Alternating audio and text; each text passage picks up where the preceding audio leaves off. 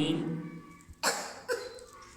والعاقبۃ للمتقین والصلاۃ والسلام علی سید الانبیاء والمرسلین اما بعد فاعوذ باللہ من الشیطان الرجیم بسم اللہ الرحمن الرحیم قد جاءکم من اللہ نور و کتاب مبینہ صدق اللہ العظیم الصلاۃ والسلام علیک یا رسول اللہ وعلی آلک واصحابک یا حبیب اللہ۔ قرآن کریم سے جو بابرکات کلمات آپ کے سامنے تلاوت کرنے کا شرف حاصل کیا، ارشاد فرمایا گیا قد جاءکم من اللہ نور و کتاب مبینہ، بے شک تمہارے پاس اللہ کی جانب سے ایک نور اور روشن کتاب آئے۔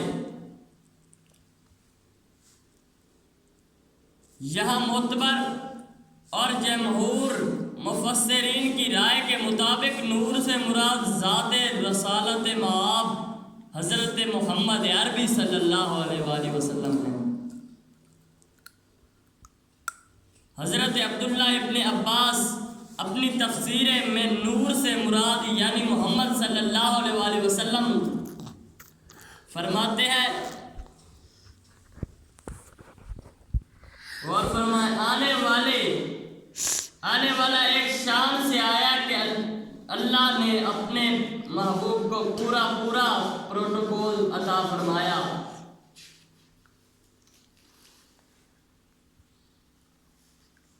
آنے والی کی دھوم مچی ہوئی تھی، لوگ تذکرے کر رہے تھے، کوئی کہہ رہا تھا میں جا رہا ہوں، بس میرے بعد وہی آئے گا مبشرم برسول، اس کا نام بھی بتا دیا۔ کوئی کہہ رہا ہے لیسا، کوئی کہتا ہے اسما۔ امام محمد بن یوسف شامی لکھتے ہیں اے مصطفیٰ آپ بھروسہ کیجئے ہمیشہ زندہ رہنے والوں پر جسے کبھی موت نہیں آئے گی۔ تو رات میں آپ کا ذکر اسم مبارک کے ساتھ کیا گیا ہے۔ بخاری شریف میں حضرت عبداللہ ابن عمر سے روایت ہے، امام شافعی نے فرمایا کہ اس آیت مبارکہ میں اللہ نے اپنے نبی کریم کی شان کو بڑھایا ہے۔ عزیزان کرام، آنے والے نے بھی آنا ہے، لیکن آنے والے کا تذکرہ پہلے سے ہو رہا ہے۔ پھر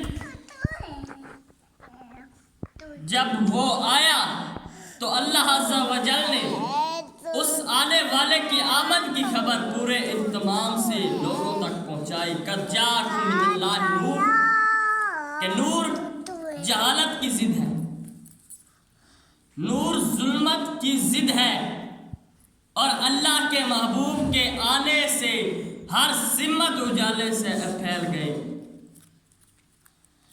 ہمارا عقیدہ ہے کہ نبی اکرم صلی اللہ علیہ وآلہ وسلم معنوی طور پہ نور تھے، لیکن حسی نور کا بھی ظہور ہوتا رہا تھا،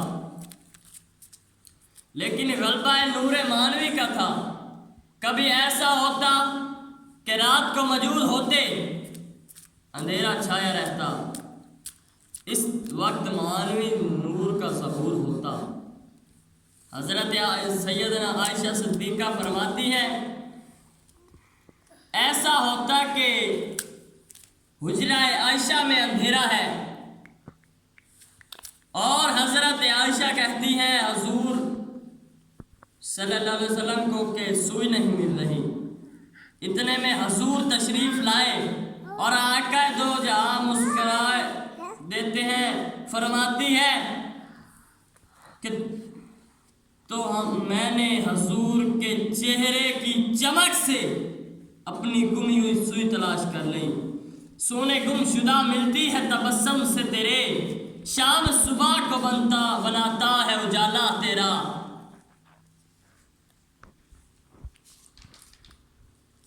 ایک شخص بیربل ہوا ہے. یہ اکبر بادشاہ کا ہندو وزیر تھا.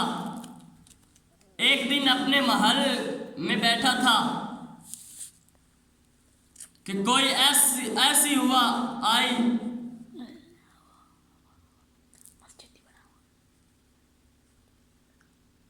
ایسی ہوا آئی کہ جہاں بادشاہ بیٹھا تھا وہاں کے سارے دیے بجھ گئے. جو روشن تھے سارے بجھ گئے. کسی روشن دان سے ایسی ہوا آئی کہ گھپ اندھیرا ہو گیا. تھوڑی دیر بعد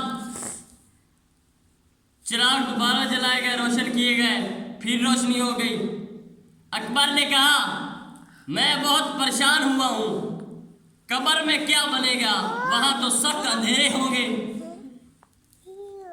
یہ تو تم میرے پاس کھڑے تھے، بیربل کو کہتا ہے، تم میرے پاس کھڑے تھے اسی لیے میں نہیں ڈرا.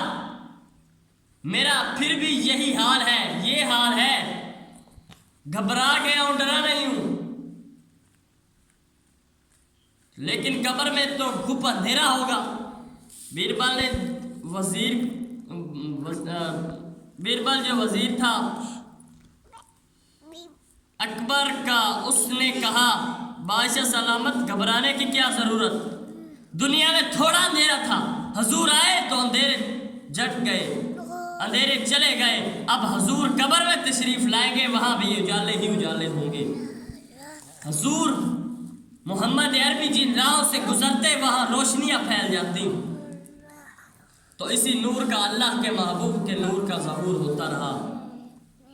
اللہ تعالیٰ سے دعا ہے اللہ تعالیٰ ہمیں بھی اپنے محبوب کے نور سے ہمارے دلوں کو اجالا فرمائے. آمین.